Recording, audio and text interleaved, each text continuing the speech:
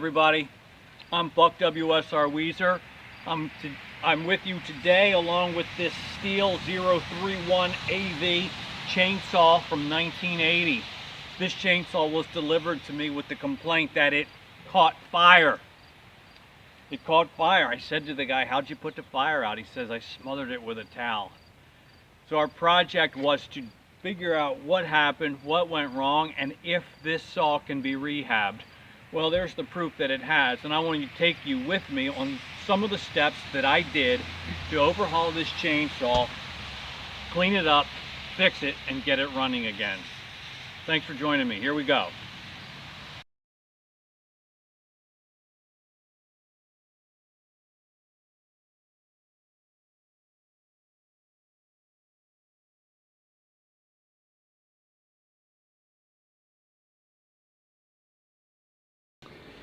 One of the things that, one of the side effects of this fire was the melting of some of the insulation on this spark plug wire.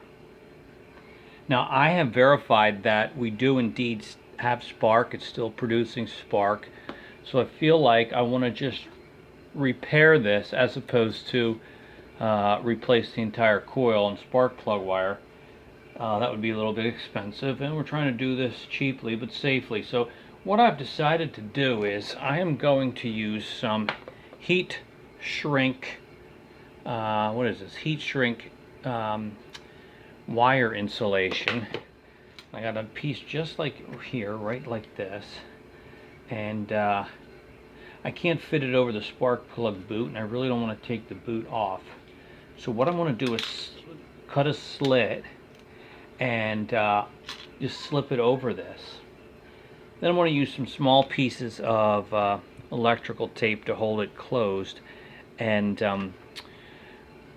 you know, apply some heat to shrink it, and hopefully that will be what we need to do. So let's go ahead and slice this down the side.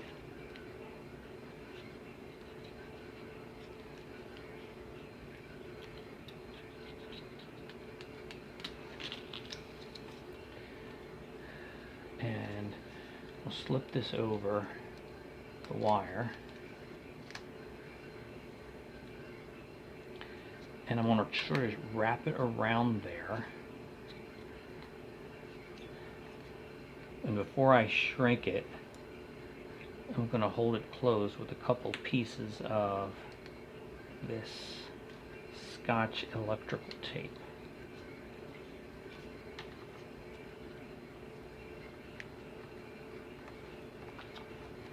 Right, like that. So now we'll apply the heat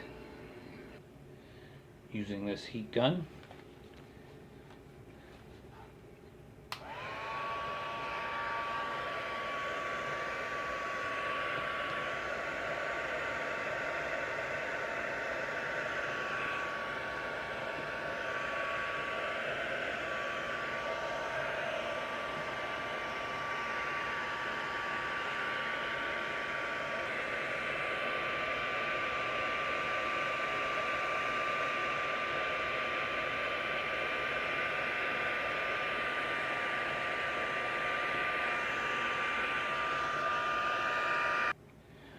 Alright, so I'm going to also, we did the heat shrink, but I'm also going to now wrap it with this 3M vinyl electrical tape. This is suitable for not more than 80 degrees Celsius, that's 176 degrees Fahrenheit. I don't expect we're going to have temperatures higher than that as we operate this saw, so I think this is going to be okay.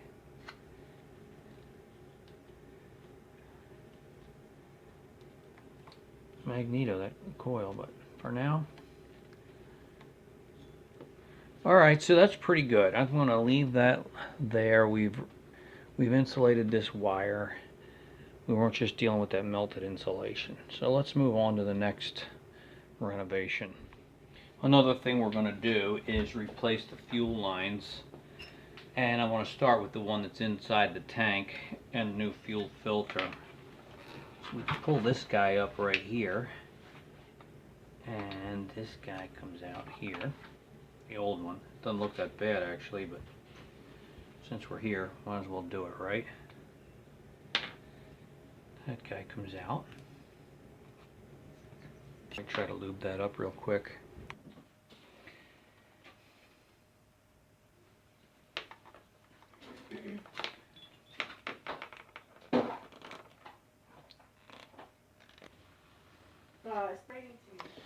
Alright, so now we slide the filter back into the tank and down there.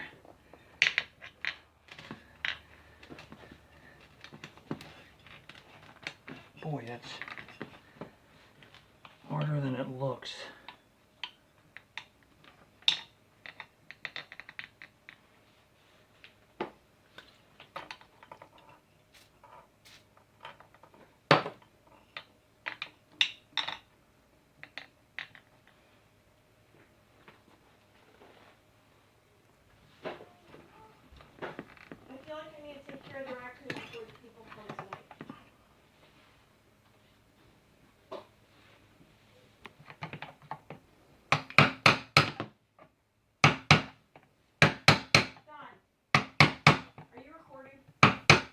Yeah, but yeah, but we all love hearing you.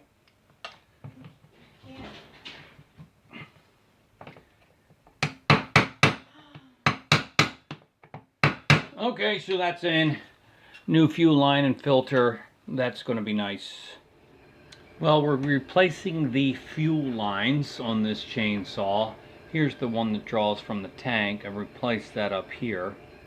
And the return line actually, after we remove this carburetor air cleaner, whatever you call it, box, there is a, if you can see this right here, this is our where we connect the return line, and it comes around here and then comes out the bottom of the plate right there. Now, originally what they had there was a very perfectly fitted piece. This guy right here, and he fit right into this hole right there, right through that. But it broke off and this was all deteriorated. I really think that I can just use a piece of this same tubing, the same fuel line, and it can come through here like that. And then what it is the carburetor will mount up to that and it'll plug in right here. You can't see that. So when the carburetor is mounted up here,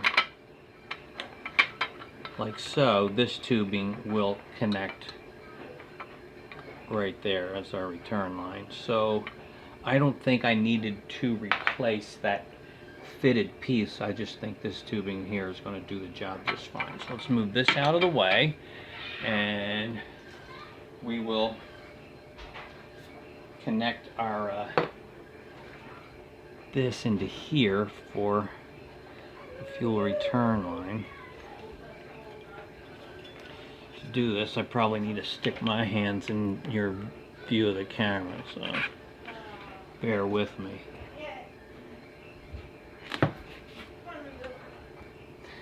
Okay, so I've connected it back here, and I'm just going to cut a nice long piece. I'm not sure exactly how long I will need it. I'm just going to make it extra long so that after we put this back in place, this piece of tubing will feed right through there like so. Alright, good, great job. Now before I can put that carburetor box back on, I've got to put this this guy back into place.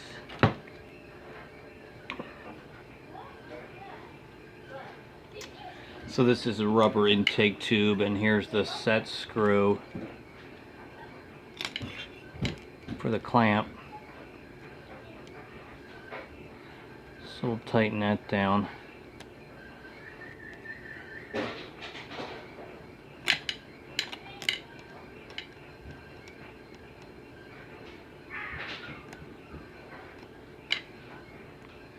Okay, next we'll try to put this carburetor box on, and this lip of the intake, rubber intake tube, has to get pulled through this hole in the carburetor box. And that might be a little bit of a challenge.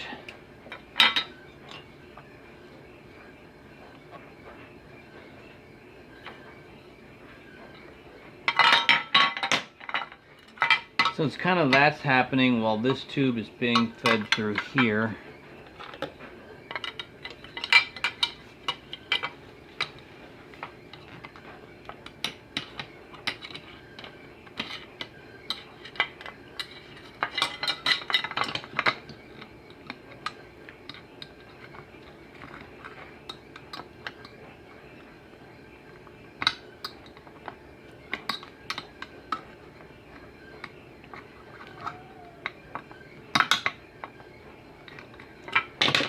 Okay, that's it, just like that. And a few lines coming through. Okay, great.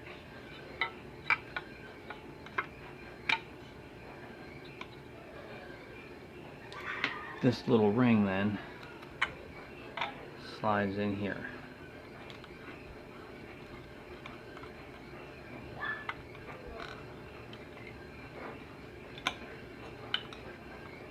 Okay, that step's done. Good job. The next step in our chainsaw rehab process is to rebuild this carburetor. This is a Walbro carburetor, and I've got the rebuild kit for my particular chainsaw. It's K10W8T, and inside here you get all the gaskets and components. Now, I'm not going to show you this on film. There's other YouTube videos out there on how to rebuild one of these, but I'm going to take it apart, do that, put it all back together, and then I'll have you join me and we'll mount the rebuilt carburetor up on the chainsaw right there. Well, we've reached the point where it's time to reinstall the carburetor. It's been rebuilt and we're ready to put it back on. And I think we're all set to go with that. Now I'm going to have to cut this hose. I'd left it long on purpose. And once we connect this to it and slide it up on there, it will be able to slide back right to about there. I know you can't really see what I'm doing. So let me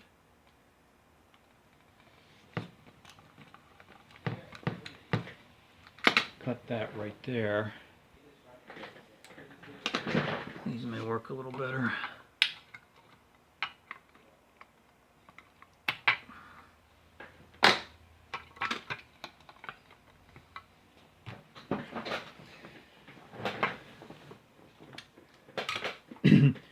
And then this hose goes on here, and I feel like we've got space, but this one can be loose. So let's put this guy on right here first of all.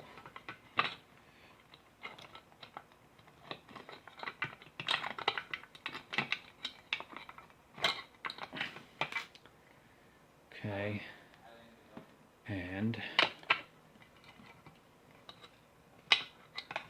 we'll slide him on here.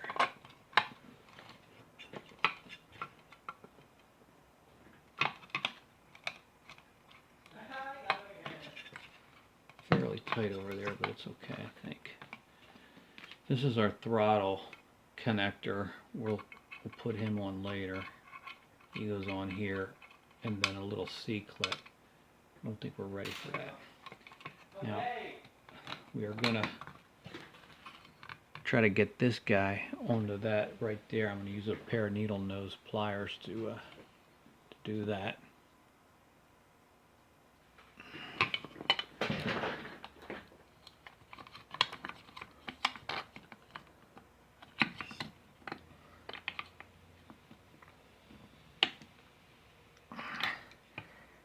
I think that's pretty good. Now this guy can all go up. Alright, so that's in place pretty good right now.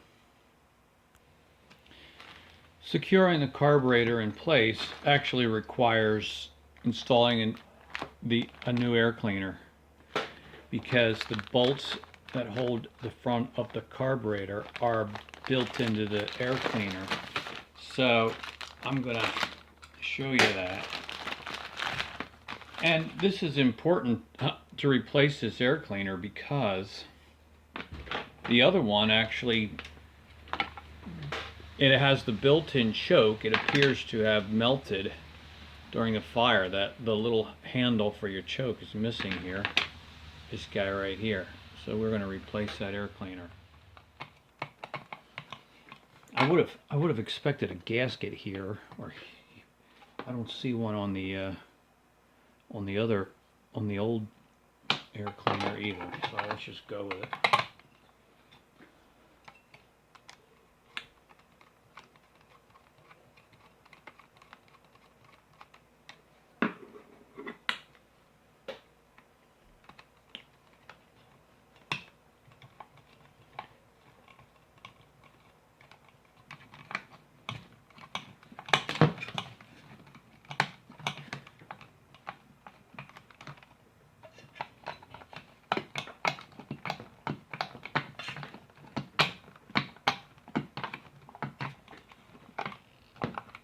Now this is all floppy and loose in here, but once we put all the housing back on, that'll tighten up.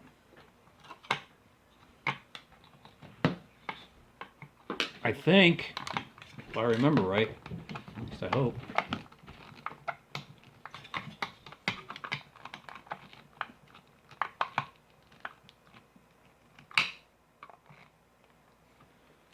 All right, there we go. Great. Well, here's the housing and remaining parts. So we're gonna assemble this all once again, put it back together, and we're ready to test this guy out. Saw us back together. Project's about done.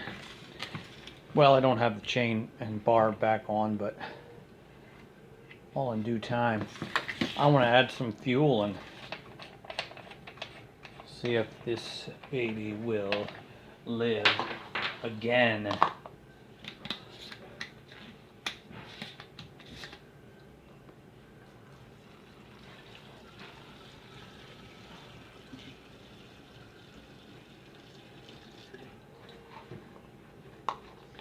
So yeah, let's take it outside and see if we can get it to fire up.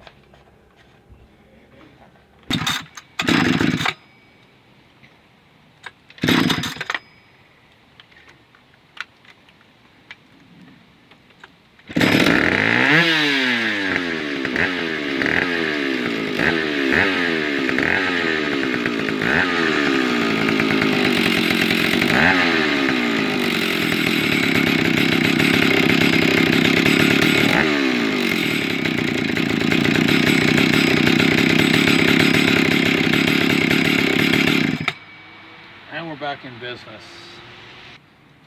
Well, obviously I got to put the bar and the chain back on, but I think we're good to go now. It sounds good, it runs good, and it feels good to succeed in this project. I'm Buck WSR Weezer. Thanks for watching and have a great day, everybody.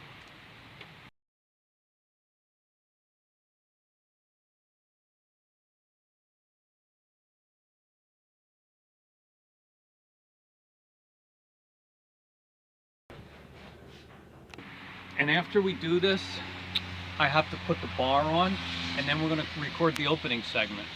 Okay. This isn't, you're not supposed to be recording it. I already am, sorry. There you go.